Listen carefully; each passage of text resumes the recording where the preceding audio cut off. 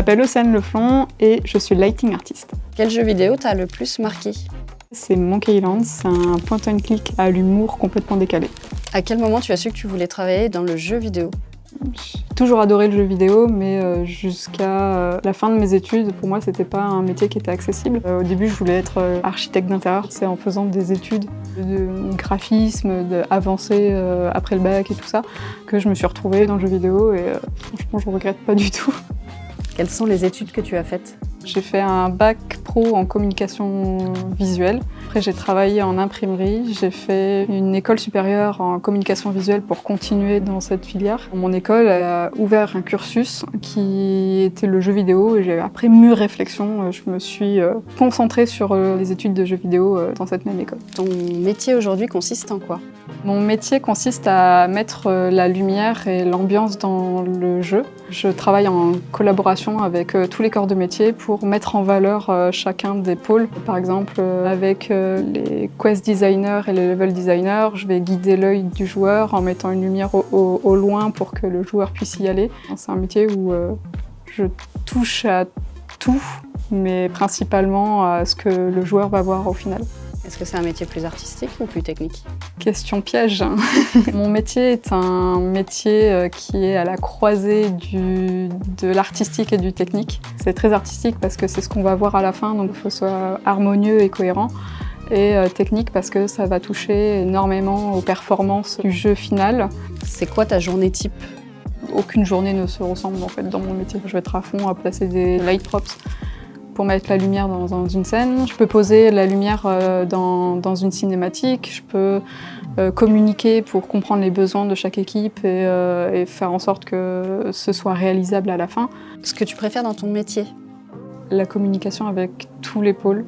Le métier de lighting artist, c'est un métier de l'ombre qui met en lumière les autres. Un projet dont tu es la plus fière?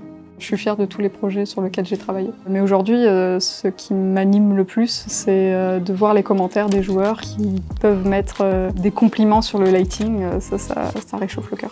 Est-ce que tu as un fun fact à nous partager? Quand je suis arrivée, il y avait la possibilité de rejoindre des clubs. Et en fait, il n'y avait pas de club photo. Donc j'ai créé mon propre club. Et aujourd'hui, on est 30 à se réunir tous les mois pour faire de la photo ensemble en extérieur. 3 mots pour qualifier la vie à Bordeaux. Bordeaux, c'est une ville où il fait bon vivre, très accessible en transport en commun. Il y a énormément de restaurants. Un conseil que tu aurais aimé recevoir plus jeune? Ne te mets pas de bâton dans les roues parce que tu es dyslexique, tu peux y arriver. J'ai quand même réussi à aller jusqu'au bout et à développer mon sens artistique qui fait qu'aujourd'hui je suis plus à l'aise dans mon métier. Est-ce que tu as un conseil pour celles et ceux qui voudraient rejoindre l'industrie? Soyez curieux. Aujourd'hui, Internet est rempli de personnes passionnées. Il y a énormément de vidéos qui vulgarisent le jeu vidéo. C'est une mine d'or. Si on a envie de s'entraîner sur du lighting dans son temps perso? C'est de s'entraîner à prendre des assets qui sont offerts tous les mois sur Epic Games et de faire du relighting de scène. Tu as plus appris sur le terrain ou à l'école?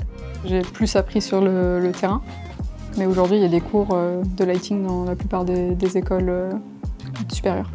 Qu'est-ce que tu pourrais dire à des étudiants qui s'y intéressent? Pour moi, il y a un prérequis pour être lighting artist, c'est d'avoir un œil artistique assez développé, donc pratiquer un art, la peinture, la photo, le dessin. Il doit comprendre les textures, il doit comprendre le volume, il doit comprendre les intérêts du jeu.